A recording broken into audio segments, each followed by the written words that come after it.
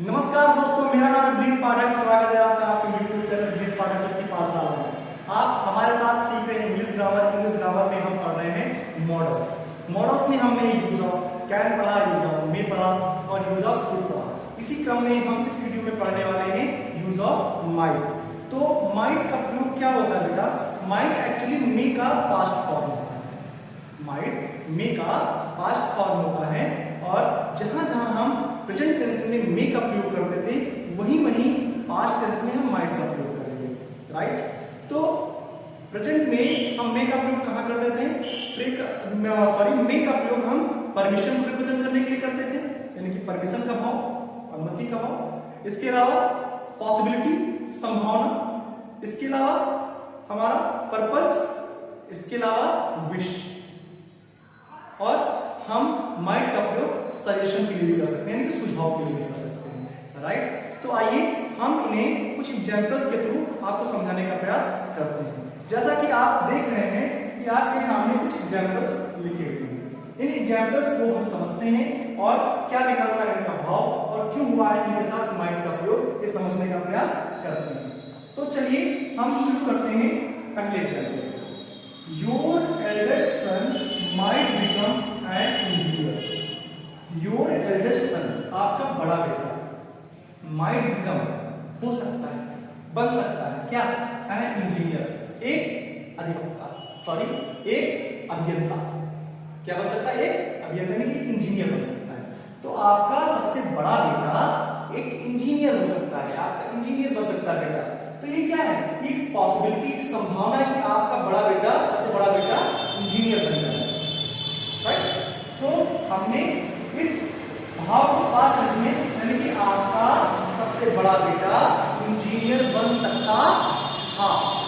अब अगर है होता तो यहां पे क्या होता? मे। लेकिन बन सकता था अर्थात पास्ट टेंस, तो मे का हो गया माइट। तो ये क्या बता रहा है? हमारा पॉसिबिलिटी बता रहा है। क्या बता रहा है बेटा? पॉसिबिलिटी बता रहा है, राइट? क्या बता रहा है? पॉसिबिलिटी बता रहा है। नेक्स्ट देखिए, he took medicine so that he might get well. He took medicine, उसने दवाइयां ली। किसने ली?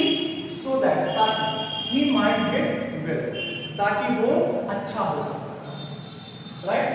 तो he took medicine, उसने दवाइयां ली, so that he might get well, ताकि वो अच्छा हो सके, राइट?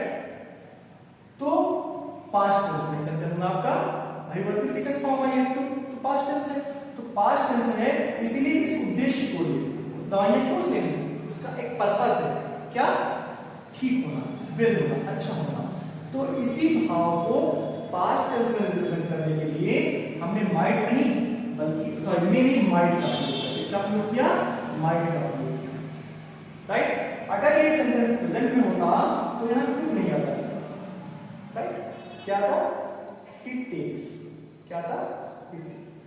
तो पास्ट टेंस में जहां पर हम अभी प्रेजेंट टेंस में मे का प्रयोग करते थे, वही पास्ट टेंस में माइट का प्रयोग करते हैं। कोई अंतर नहीं है, सिर्फ अंतर इतना ही है कि अगर टेंस प्रेजेंट है तो मे है, पास्ट है तो माइट है, राइट? तो यहां पर क्या हो रहा है बेटा? उद्देश्य निकल रहा है हमारा। क्या निकल रहा है? उद्देश्य, पर्पस निकल के आ रहा है। ओके, मेडिसिन हम क्यों ले रहे हैं? ताकि ठीक हो सके। तो ही टुक मेडिसिन, वो दवाइयां लेता था, so that he might get well, ताकि वो ठीक हो सकता। या उसने दवाइयां ली ताकि वो ठीक हो सकता। I hope that he might succeed. I hope that he might succeed. अब ये क्या हो रहा है बेटा? होप कर रहे हैं, लेकिन इनकी इच्छा है, इनकी इच्छा है। क्या? ये इनकी विश है, इनकी क्या इच्छा है? इनकी विश है कि वो सफल हो जाता, उसके सफल हो जाने की इच्छा करते थे। तो आई होप, इन्होंने इच्छा की, इन्होंने आशा की, क्या?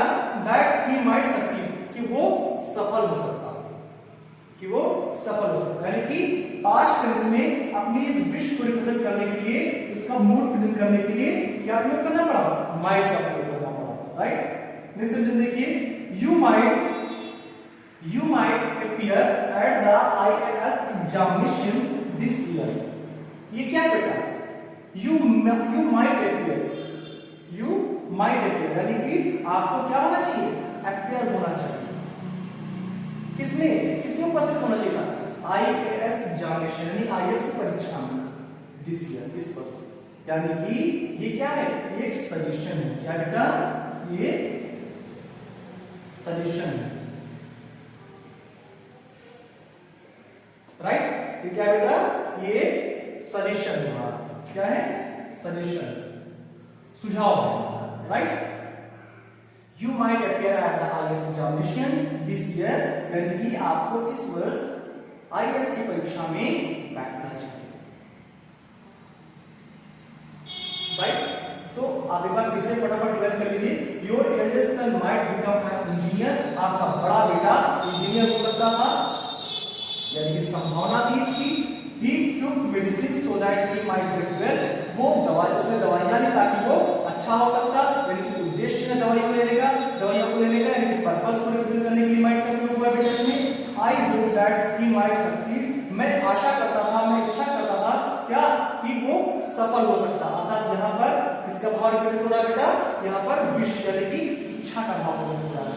You might appear at the IAS examination this year, यानी कि इस वर्ष आपको IAS की परीक्षा में अपियर होना चाहिए था। इसमें किसका भाव निकल रहा है? सजेशन का भाव निकल रहा है। तो आशा है आपको बेहतर तरीके से अब माइट का प्रयोग समझ में आ गया होगा, कैसे माइट का प्रयोग कहाँ करते हैं। अगर कोई डाउट रह जाता है तो आप कमेंट बॉक्स में जाइए, कमेंट करते हैं बताइए, हम आपके हर डाउट को क्लियर करने की जरूर कोशिश करेंगे, राइट?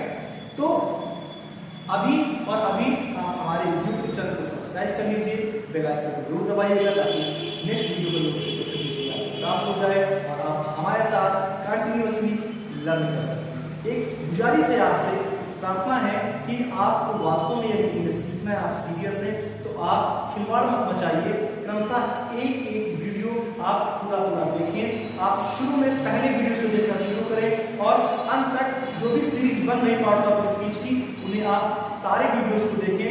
कभी भी अगर कोई वीडियो आपको समझ में कहीं पर कुछ रह जाता है तो एक और मैं प्रार्थना आपसे इसी क्रम में करूंगा कि आप उस वीडियो को एक बार और देखें। ऐसा नहीं आप आइंस्टीन और एडिशन नहीं है कि आप तुरंत समझ में आ जाता है।